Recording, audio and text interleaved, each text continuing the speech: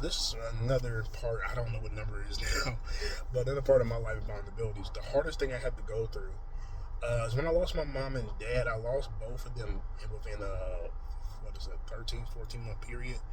My dad died in September 2019. Actually, died September 21st, 2019. I got the call, and I was going to Apostle DeMarlo's at Sail and Propel Conference, and he was having it at Buckhead at the Marriott.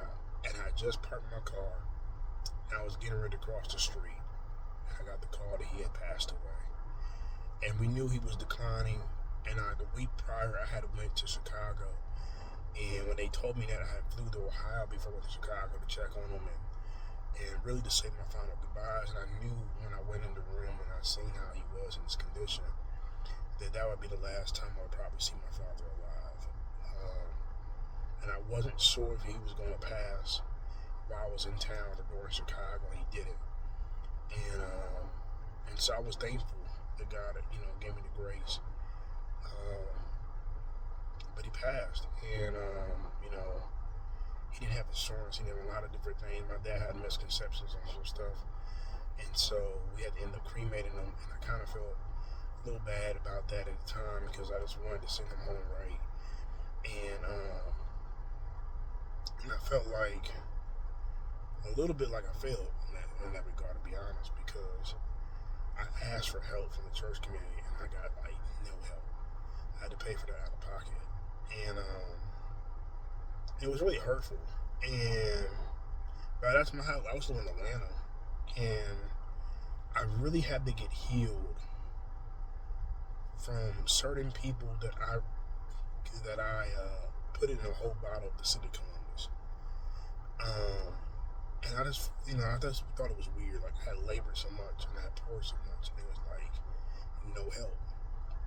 And then turn around 13 months later, my mom died. When my mom died, I could feel it. And when I woke up that morning, I could feel it. I can't explain it to you. I just could feel it in the air. I could feel it when I woke. Something didn't feel right. Something felt lighter or lesser than. And my uncle, he had called me and said my mom had passed away. Now, I think my mom died on Monday or Tuesday. It was the beginning of the week.